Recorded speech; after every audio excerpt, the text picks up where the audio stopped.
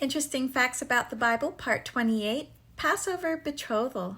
Did you know that when Yeshua held the Passover feast, it was a betrothal service to the body of believers? Many people have heard that the church, or Messiah's community of believers, is the bride of Messiah. Did you know that what many call the First Communion was really a betrothal service? In order to understand what Messiah was truly saying, you have to understand the Jewish culture.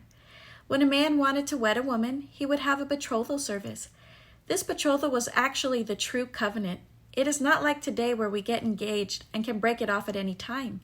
The actual marriage ceremony was the betrothal. The only way to break this engagement would be through divorce. Thus, Joseph would have had to divorce Mary when he found out she was with child. What we hear Yeshua say in Matthew 26, verse 27 is, "Take up your cup, drink from it, all of you, for this is my blood of the new covenant, which is poured out for many for the removal of sins." What most people fail to realize is that this is legal terminology for when a man is betrothed to a woman. If I were to say to you, "With this ring I thee wed," you automatically know that this is a marriage vow. I would not have to explain this to you. You would already know. This was the case when Yeshua held up the cup and told them that this is the blood of my covenant. You see, in a Jewish wedding, the father of the groom would pour a cup of wine and give it to his son. His son would then turn to the bride and say to her, "This cup is the new covenant of my blood." Sound familiar? So many think that he was literally turning the wine to blood, but this was legal terminology for a marriage contract. Then the bride had a choice to drink it or not. She always had a choice.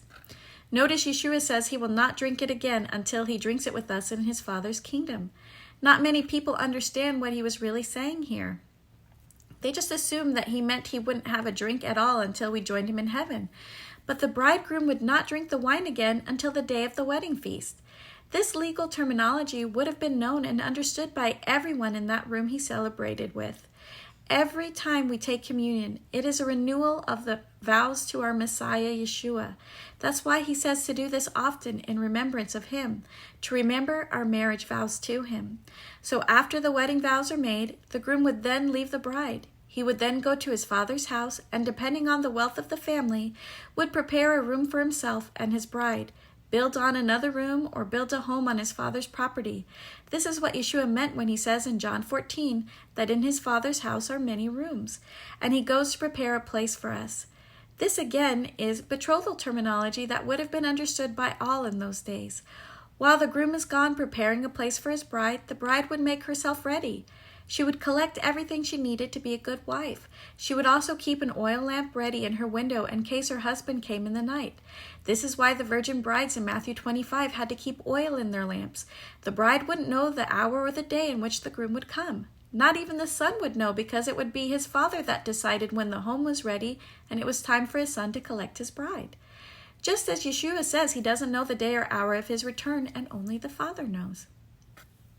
Finally, when the bridegroom would come, there would be a great parade in the streets. He would have a blasting of trumpets to announce his arrival. Those who heard the trumpets would join the wedding procession and shout and celebrate with the groom. Everyone would go with him and go up to collect his bride. This is just like when Yeshua returns to take us with him to heaven. There will be a great sounding of trumpet blasts in the sky. When you understand the Jewish culture, you understand so much more to the faith. This is why context is so important. So many people have wrong thinking because the Jewish culture and faith was hidden from them purposely by the church. The apostate church even forced people to stop celebrating the appointed feasts of God so that we couldn't clearly understand God's promises. So many are falling away now because they don't understand what the scriptures are telling us and have no roots to their faith. So now the Spirit is showing you the roots of your faith.